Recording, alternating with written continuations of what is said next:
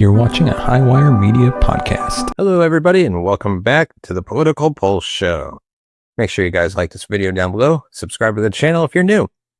So I know that we just got done with the 2024 election cycle last year, but I don't think it's too early to start asking some questions about the next presidential election. Definitely, we could walk and chew gum at the same time on this channel, as we've always done. That kind of plays into the current events that are going on, what's happening with Trump's agenda, also the midterms, as well as 2028. And I think it's important to ask the question, who is going to be the Republican nominee and who's going to be the Democrat nominee? So tonight, we're going to be more focused on the Republican nominee because I don't really have a definitive answer for what the Democrat ticket is going to look like. Now, we could speculate on who their stronger candidates are going to be, but regardless, you can put together a ticket that could beat pretty much any one of those Democrat candidates that are the front runners. You have a lot of people that are just total clowns that are leading the Democrat polling. If you want to look at the polling for the Democrat nomination, which Kamala Harris is leading the polls, she might run for governor instead of running for president. If she wins that race, well, probably is not going to run for president. Then you have two front runners. You have a two front runner system between Pete Buttigieg and AOC. Definitely two real winners right there. But regardless, it's just ridiculous that the Democrats are in this much array. Republicans kind of understand where they're headed now. JD Vance is Trump's vice president, and JD Vance is very likely going to run for president in 2028. If he doesn't, for some reason or another, there are plenty of possibilities at hand there. Now, maybe you will see somebody like Don Jr. try to run and take the mantle as, like, you know, the legacy of Donald Trump. And he has Trump's name, and he's Trump's son. And it's kind of like a passing the torch sort of thing. Maybe he'd go for it, but at this point, I don't think it's very likely that he does. I think it's very clear that Vance is going to be the nominee. Trump Jr. has kind of basically said he doesn't really have any plans anyways, although I think that part of the reason why he pressured Trump to pick Vance was to pick Vance as the successor. I don't think that he really wanted to run because he has been good friends with JD Vance. So you have that, and then you have the opportunity for somebody else.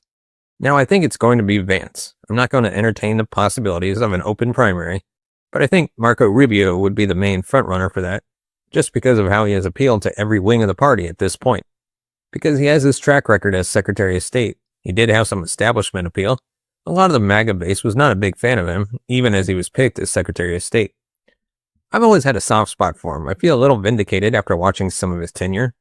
Definitely, I'd rather have Vance, obviously, than Rubio, but Rubio, I think, is somebody that could end up being on the ticket as vice president. Or if Vance decided not to run, I think he would be tough to beat in a primary. Because this is definitely Marco 2.0. This is not the Rubio from 2014, 2016, or even like 2018, when he was starting to warm up to Trump. So Donald Trump a while back was asked on Meet the Press about who he views to be his successor. He did say in this interview that the Trump 2028 stuff is largely just, owning the libs, trolling, which is what Trump does best.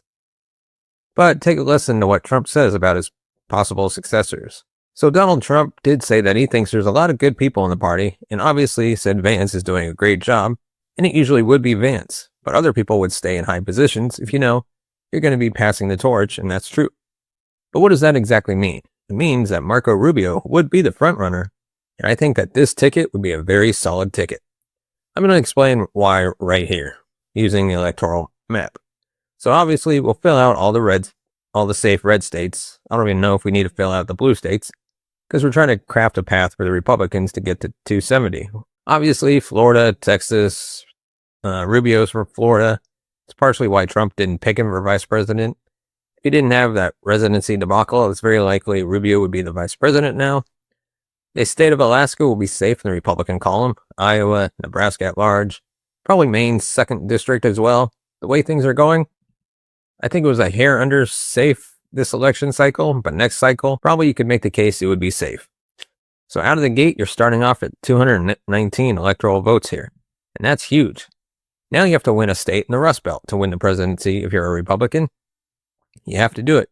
You have to run the table in the South and then pick off a state like New Hampshire or New Mexico, or you could just win a Rust Belt state and find a combination of states to get to 270 with the current electoral map. Winning Arizona and Nevada and North Carolina, and I believe Pennsylvania, would be enough. Now, Rubio has a lot of Hispanic appeal because people will say, well, is the Hispanic appeal centralized to like a Trump-only phenomenon? Will Republicans, bleed support? Will they get that turnout without Trump on the ballot? I think Rubio possibly could mitigate a lot of that, and he definitely has, like a populist edge to him in a way. Despite being like all wings of the party, maybe not as much by the neocons as he used to be, but among the voters, he's presentable. He's smart, articulate. I think Arizona will be in the Republican column, Nevada as well. Rubio has a lot of ties to Nevada. He grew up in Nevada. He is Hispanic. Yeah, he's Cuban. He's not Mexican, but he does have like that appeal. He could speak to those voters well, which is huge. It goes a long way. So out of the gate, that would get you to 236. North Carolina, assuming Trump's presidency is a hair above like a disaster in the tier rankings, North Carolina is going to stay in the Republican column, especially the way that the voter registration is going. And Trump's presidency so far is going pretty well. So hopefully it goes even better, and I think it will. But if you look at this, JD Vance in North Carolina, if he's able to win North Carolina, that would put him at 252. Now, JD Vance is somebody who also brings a unique appeal because he is from the Rust Belt, from the Midwest, and yeah, Pennsylvania might not be a Midwestern state, but I would wager that it's more similar to certain parts of Ohio than like Minnesota is, for example. In Minnesota, nobody would really dispute being a Midwestern state. Pennsylvania, Western Pennsylvania and Eastern Ohio, those are very similar. It's Appalachia. Vance does play well. His life story plays well. And I don't think the Democrats are doing well with support among people across the Rust Belt, the working class, the white working class, and just the working class in general. Working class men in particular, but I mean working class women are not doing too well for them either. But the gender gap is growing, as we talked about in previous episodes. Pennsylvania, I think, is somebody that I could see Vance winning. I really do. The Democrat nominee will matter, but the way that registrations are going, unless we see a sustained stoppage of the bleeding, I think it's very evident that Republicans, so long as they can get decent turnout, and I think Vance could do that, and I'm sure that he will have Trump by his side campaigning as well. Because Trump, he's raising a lot of money, he's going to use a lot of that in the midterms because he does care about his legacy.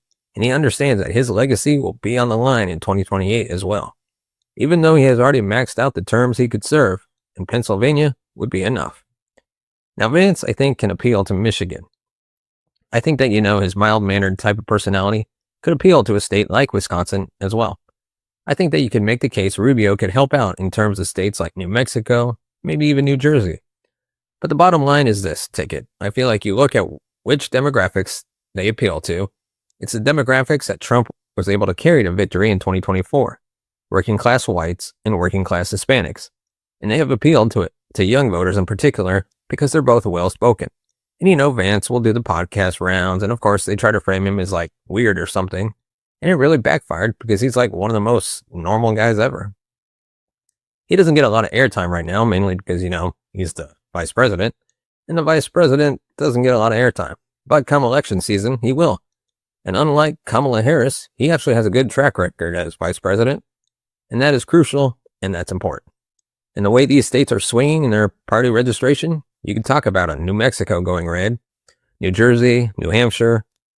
There's plenty of states here that you could see Republicans picking off. And you would have your star VP who's done a great job, and you would have a breakout, the most improved player award, basically in the Republican Party by his side.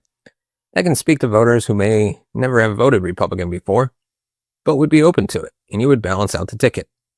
So if you run these two candidates on the same ticket, it would be a smart move. And it's kind of just sliding everybody up one notch, because a lot of people will look at the Secretary of State and they'll say, oh, this person is the number 2 and the vice president is the number 1. I guess you would say raise them up a slot because Secretary of State, obviously in the current form, it's like he's number 3, but he would be the number 2. You guys get what I'm saying? But the bottom line is that you have a ticket that is capable of sustaining the Trump 2024 coalition, if not building on it. And a lot of that is thanks to Trump and the successes that will have transpired, or may have already transpired, during his first term.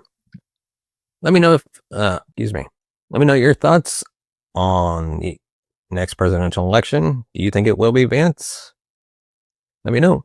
And of course, hit that thumbs up button down below. Hit the subscribe button down below. The bell notification button to be notified of future videos. And of course, if you want to support the channel, you can buy us a coffee by hitting the scanning the QR code right here, or going to buymeacoffee.com/TWLedger.